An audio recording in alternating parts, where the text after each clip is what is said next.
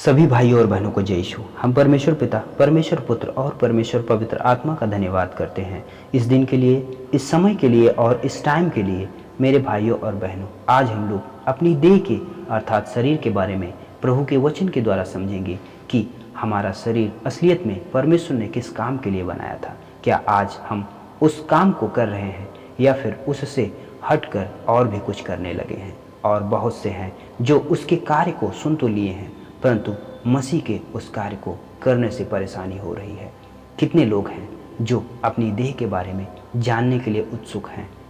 तो इस बात के लिए परमेश्वर प्रभु यीशु मसीह का वचन क्या कहता है, हम देखेंगे। पहला कुरिन्थियों अध्याय 6 उसके 15 पद से 20 पद तक। क्या तुम नहीं जानते कि तुम्हारी देह मसीह के अंग हैं? सो क्या मैं मसीह के अंग लेकर उन्हें वेश्या के अंग बनाऊं? कदापि नहीं। क्या तुम नहीं जानते कि जो कोई वेश्या से संगति करता है वह उसके साथ एक तन हो जाता है, क्योंकि वह कहता है कि वे दोनों एक तन होंगे। और जो प्रभु की संगति में रहता है वह उसके साथ एक आत्मा हो जाता है। व्यभिचार से बचे रहो। जितने और पाप मनुष्य करता है वे देह के बाहर है, परंतु व्यभिचार करने वाला अपनी ही देह के विरुद्ध पाप करता है। क्या तुम नहीं जानते कि तुम्हारी देह पवित्र आत्मा का मंदिर है जो तुम में वसा हुआ है और तुम्हें परमेश्वर की ओर से मिला है, और तुम अपने नहीं हो, क्योंकि दाम देकर मोल लिए गए हो। इसलिए अपनी देह के द्वारा परमेश्वर की महिमा करो। इस वचन के द्वारा यह बात साफ साफ बताई गई है कि हमारा शरीर मसीह का अंग है। तो हमें इस बात को समझना चाहिए कि मसीह कैसा था।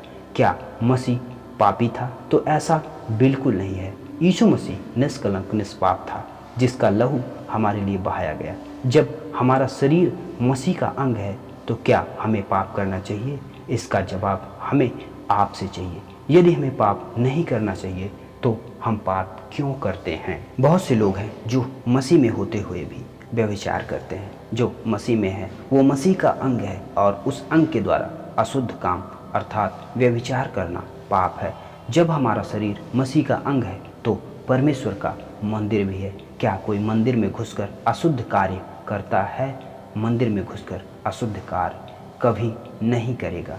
मेरे भाइयों और बहनों, ये बात हम दोनों के लिए है।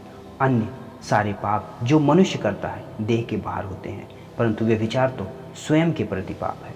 हमारा स्वयं की देह के ऊपर कोई भी अधिकार नहीं है कि हम जो जी में आए करते रहें। कोई रोकने टोकने और देखने वाला कोई नहीं है। यहोवा परमेश्वर आपके हर एक कार्यों को देख रहा है। आप चाहे पाताल में छुपकर कोई काम करें, हम जो भी काम करेंगे उसका लेखा हमें देना पड़ेगा।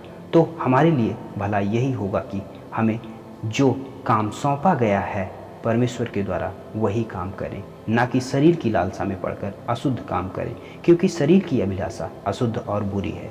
जब हमारा शरीर पवित्र आत्मा का मंदिर है तो हम अपने इस शरीर के द्वारा परमेश्वर प्रभु यीशु मसीह की महिमा करें, ना कि अशुद्ध काम, क्योंकि हमारा शरीर प्रभु के लिए है।